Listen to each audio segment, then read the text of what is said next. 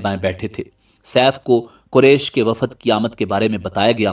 उसे यह भी बताया गया कि ये लोग किस रुतबे के मालिक हैं। उसने उन लोगों को आने की इजाजत दे दी। ये वफद दरबार में पहुंचा। हजरत अब्दुल मुत्तलिब आगे बढ़कर उसके सामने जा खड़े हुए। उन्होंने बात करने की इजाजत चाही। सैफ ने कहा, अगर तुम बादशाहों के सामने बोलने के आदाब से वाकिफ हो तो हमारी तरफ से इजाजत है। तब हजरत अब्दुल मुत्तलिब ने कहा, ए बादशाह, हम काबा के खादिम हैं, अल्लाह के घर के मुहाफिज हैं, हम आपको मुबारकबाद देने आए हैं। यमन पर हबशी हुकूमत हमारे लिए भी बोझ बनी हुई थी, आपको मुबारक हो। आपके इस कारनामे से आपके बुजुर्गों को भी इज्जत मिलेगी और आने वाली नस्लों को भी वकार हासिल होगा। सैफ उनके अल्फाज सुनकर बहुत खुश हुआ। बेख्तियार बोल उठा, ऐ शख्स, तुम कौन हो? क्या नाम है तुम्हारा? उन्होंने कहा, मेरा नाम अब्दुल मुत्तलिब बिन हाशिम है। सैफ ने हाशिम का नाम सुनकर कहा, तब तो तुम हमारी बहन के बेटे हो। अब्दुल मुत्तलिब की वालिदा मदीने के कबीले खजरज की थी और खजरज का कबीला दरअसल यमन का था। इसलिए सैफ ने हाशिम का नाम सुनकर कहा, तब तो तुम हमारी बहन के बेटे हो।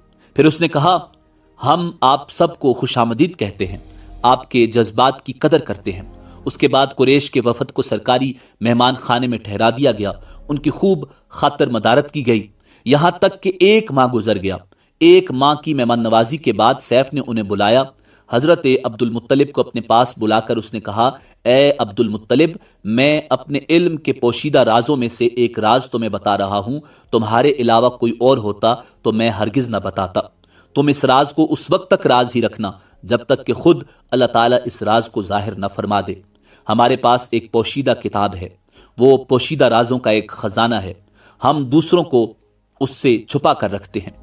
मैंने उस किताब में एक बहुत अजीम शान खबर और एक बड़े खतरे के बारे में पढ़ लिया है और वो आपके बारे में है। अब्दुल मुत्तलिब ये बातें सुनकर हद दर्जे हैरत ज़दा हुए और पुकार उठे, मैं समझा नहीं, आप कहना क्या चाहते हैं? सुनो अब्दुल मुत्तलिब, जब तिहामा की वादी यानी मक्का में ऐसा बच्चा पैदा हो जिसके दोनों कंधों के दरमियान बालों का गुच्छा यानी मोहरे नबूवत हो तो उसे इमामत और सरदारी हासिल होगी और उसकी वजह से तुम्हें कयामत तक के लिए एजाज मिलेगा, इज्जत मिलेगी। हजरत अब्दुल मुत्तलिब ने यह सुनकर कहा, ए बादशाह, अल्लाह करे आपको भी ऐसी खुशबख्ती मुयस्सर आए। आपकी हैबत मुझे रोक रही है, वरना मैं आपसे पूछता कि उस बच्चे का जमाना कब होगा। बादशाह ने जवाब दिया, यही उसका जमाना है, वो इसी जमाने में पैदा होगा या पैदा हो चुका है। उसका नाम मुहम्मद सल्लल्लाहु अलैहि वसल्लम होगा। उसकी वालिदा का इंतकाल हो जाएगा, उसके दादा और चचा उसकी परवरिश करेंगे। हम भी उसके आरजूमंद रहे कि वो बच्चा हमारे यहाँ पैदा हो। अल्लाह ताला उसे खुलेआम जाहिर फरमाएगा और उसके लिए हम में से यानी मदीने के कबीले खिजरज में उस नबी के मददगार बनाएगा। हम में से उसने इसलिए कहा कि खिजरज असल में यमन के लोग थे। उनके जरिए उस नबी के खानदान और कबीले वालों को इज्जत हासिल होगी और उनके जरिए उसके दुश्मनों को जिल्लत मिलेगी और उनके जरिए वो तमाम लोगों से मुकाबला करेगा और उनके जरिए जमीन के अहम इलाके फतह हो जाएंगे। वो नबी रहमान की इबादत करेगा, शैतान को धमकाएगा, आतिश कदों को ठंडा करेगा यानी आग के पुजारियों को मिटाएगा, बुतों को तोड़ डालेगा।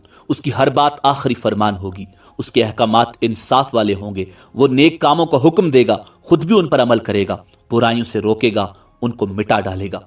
हजरत अब्दुल मुत्तलिब ने सैफ बिन यजन को दुआ दी, फिर कहा, कुछ और तफसील बयान करें। बात ढकी छुपी है और अलामतें पोशीदा हैं, मगर ए अब्दुल मुत्तलिब, इसमें शुबा नहीं कि तुम उसके दादा हो।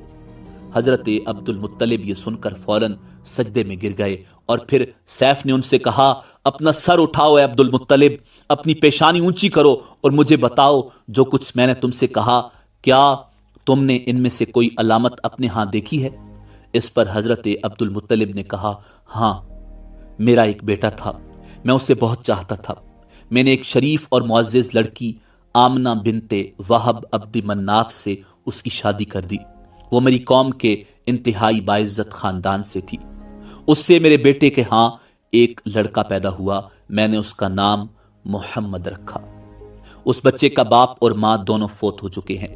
अब मैं उसका चचा अबू तालिब उसकी देखभाल करते हैं। अब सैफ ने उनसे कहा, मैंने तुम्हें जो कुछ बताया वो वाकया इसी तरह है। अब तुम अपने पोते की हिफाजत करो, اسے یہودیوں سے بچائے رکھو، اس